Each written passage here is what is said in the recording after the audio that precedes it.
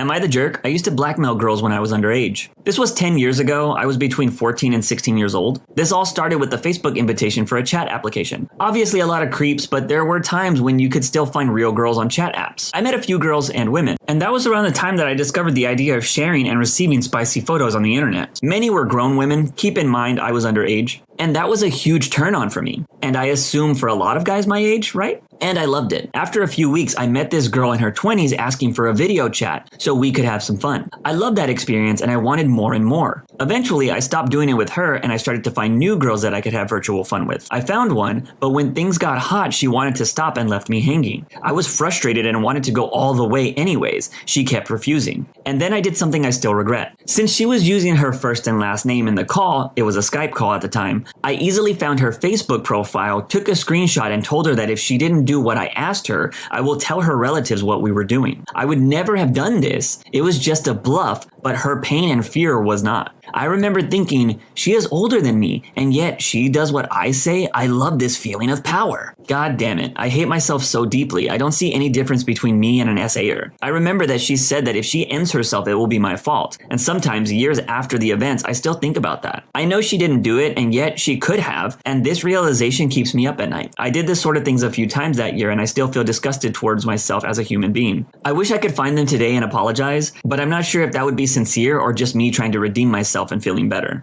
Alright, this was a tough read. Because just hearing what this guy did was pretty gross. Even though he was young, it's still wrong. On the bright side, if there is one, it does seem like the OP understands how terrible he was, and he's ashamed of himself. I think everyone has done something they regret and they wish they could take back. So the only thing this OP can do is try to be a better person going forward, and hopefully use this knowledge to tell younger people that it's wrong. Also, let this be a lesson to why you should never use your real name on the internet, kids.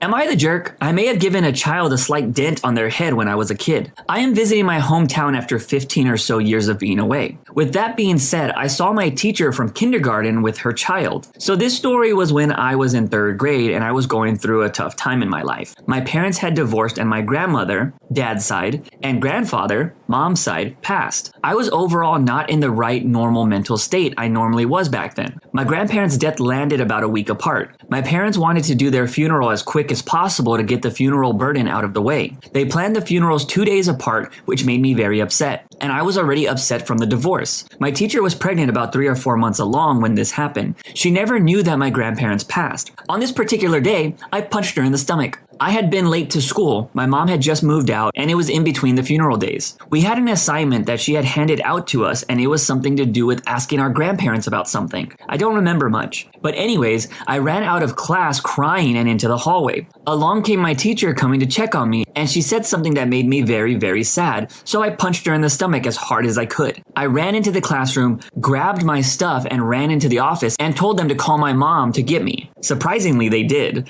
I got expelled from school, and my mom and I ended up moving across the country. I came back for a week to see my dad and saw my teacher and her child that had a slight dent on its head. I apologize for my actions as a child, and I still regret it to this day, but it's been keeping me up since I met her. Could I have done this? Could I be the reason why this kid has a dent on their head? Bro, can you imagine if this is true? Like if this 3rd grader gave this baby a dent in their head? This might end up being a Kill Bill revenge story. That teacher on her deathbed is gonna be like, "My child, I called you Denty because one day I wanted to reveal that that dent in your head isn't from something I did, but someone else did. Had it not been for them, you wouldn't be able to eat cereal out of your dented head and people wouldn't laugh at you." That's when Denty goes seeking his revenge? Tell me that's not totally a Tarantino movie waiting to happen. Am I the jerk? I used to steal from my store when I was a McDonald's manager. So I used to be a shift manager for McDonald's. I was in charge of counting the tills at closing, so I had easy access to money.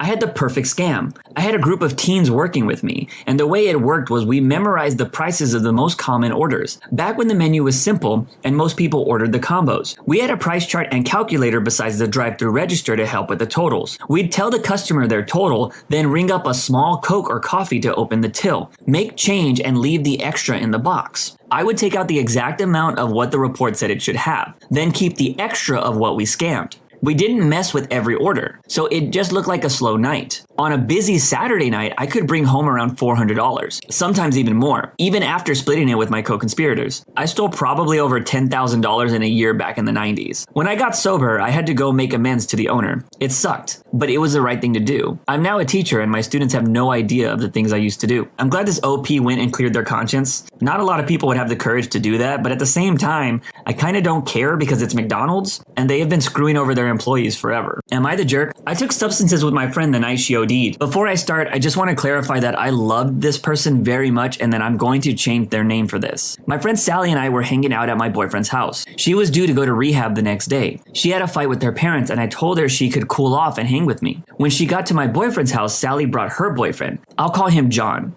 John brought a lot of substances and substance accessories. All I do is smoke. Over the course of the night though, I did snow with them. I'm not sure why I did that. Sally and John got into a big fight and I witnessed everything. During the night, Sally confessed to me that she had feelings for me and so did John. I was very surprised and taken aback. At the time, John had gave me and Sally a perk, and we both took it. I still have so much regret from this. After taking it, John confessed that it was something much stronger. I was really scared and really lit. Then they asked me a bunch of personal questions about my ex-life. At the end of the night, Sally and John got into another fight and Sally left. I wasn't in my right mind and I couldn't take care of her. I FaceTimed Sally to see if she was alright and she was. I saw her crushing something up, but didn't think much of it because she was an addict. When I hung up the phone, Sally was found dead in the morning and the cops were at my boyfriend's talking to us. It was extremely traumatic. I have so much guilt about doing substances with them. I feel like a terrible person. I really did love Sally so much. I was much younger than them and I haven't touched anything since. I needed to get this off my chest. I'm so sorry, Sally. This story does have an edit. I just want to clarify that this was the first time I ever did any substances like that, and I've never done them again. So moral of the story, don't do substances, not even once. Second edit says, yes, I should have known the consequences of trying anything.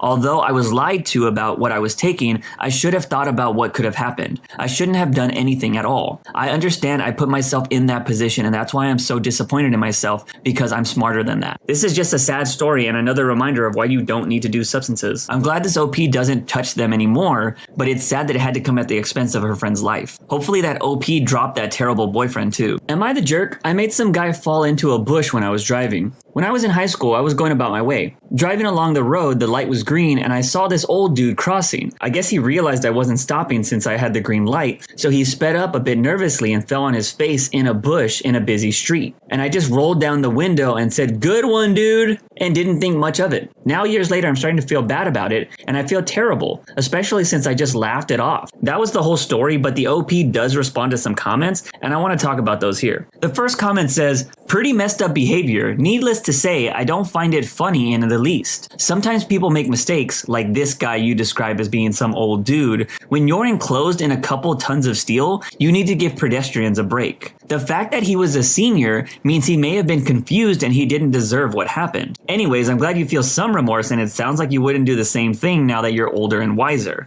Time goes fast and soon you will be some old dude too. Getting old is never easy." The OP says, "I was in high school at the time." Someone responds to that by saying, "No excuse, I hope you've grown up." Followed by the OP saying, "Not yet, and it wasn't even my fault, LOL." One last commenter says, "Technically, you are at fault in this situation. I've been in the justice system for 12 years and the driver always has to yield to pedestrians. It's almost like common sense. Think of it this way. Would you rather slow down and look like a good Samaritan with an a-hole jaywalker? Or would you rather look like an a-hole who sped up when someone was crossing the street and almost killed someone's grandpa?" Sadly, it looks like the OP is still a jerk here. I've read plenty of these confessions where people say they feel bad, but I often question if they just type that to get some sympathy from readers. This OP clearly doesn't care about what they did, and if they do, they don't see the error of their ways. Am I the jerk? I pulled the fire alarm at this random high school to get out of having to rap about being a leader. When I was in the 8th grade, me and another classmate of mine were picked to go on a leadership trip. 2 kids from each 8th grade class were picked. Other middle schools were included in this as well. There was a lot of 8th graders there. Anyways, the trip ended by being at a high school that was like 40 minutes away. When we got there was these 12th graders who greeted us.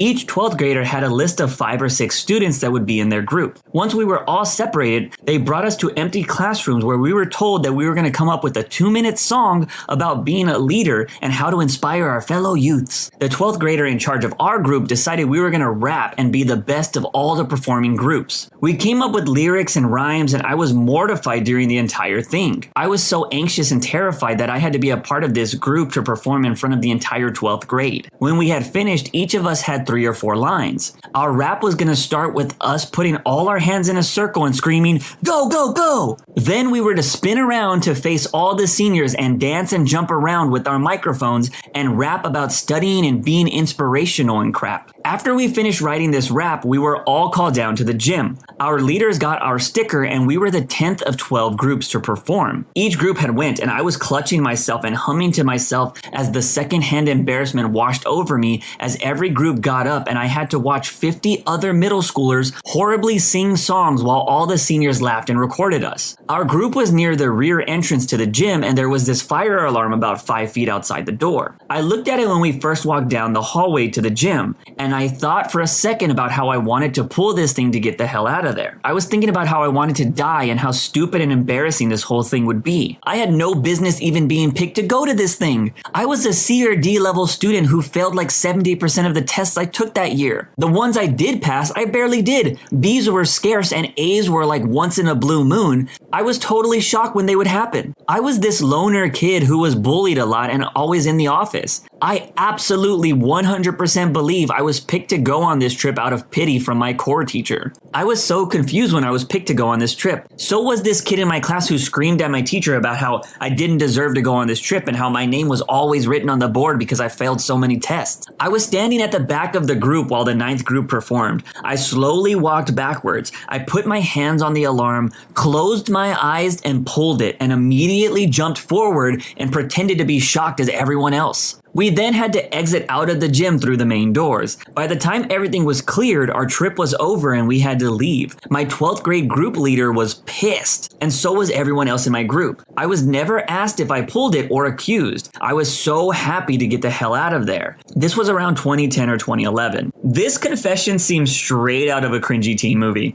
but I have so much respect for this kid because in the age of cell phones, doing stuff like this is way different than when I did it as a kid. I never had to worry about my cringe being posted to the internet. Also, screw that kid that screamed at the teacher for not getting picked. I hope he got wedgied at some point. Am I the jerk? 7-year-old me scammed my mom out of $85 USD and she still doesn't know. Just what the title says. If you count what my brother scammed out of her, it was a total between both of us of $190. For our entire existence up to that point, we had got a $5 a week allowance. Then our friend's parents devised this graph thingy where on one side it had all the days of the week and on the other side it had various chores and how much each of them was worth. Because of this, our friends earned way more allowance and the greedy 7-year-old me was jealous. So I told my brother and we begged our parents to use the same graph. They agreed, so we used that for a few weeks, and all was well. I always did the same thing every week, so I had money I could rely on, and my brother picked up on it and did the same. Eventually, my parents wanted a break from us, and they went on a 2-week vacation. During this time, our grandpa babysat us, so he would mark off the chores we did over the 2 weeks. But he had this weird way of marking things off the graph. Instead of putting a check mark on the chores we did, he would put an X over the ones we didn't do, and left the things we did do blank. When our parents got back, they went over the sheet and assumed that all the stuff that was X'd was the stuff we did do. So for each week, we both got $42.50. We watched them do the math and neither of us dared correct them. We both wanted a payday. To this day, we have told no one. This OP must still be young. I was expecting something a bit more juicy to come from this story. I was thinking that maybe they found this secret stash of cash while they were doing chores and stole some of the money, but it was just their parents misunderstanding their graph. Lame. So that's it for today's episode. Let me know your favorite story in the comment sections down below. Don't forget to follow on Spotify and hit that subscribe button if you want more content like this in the future.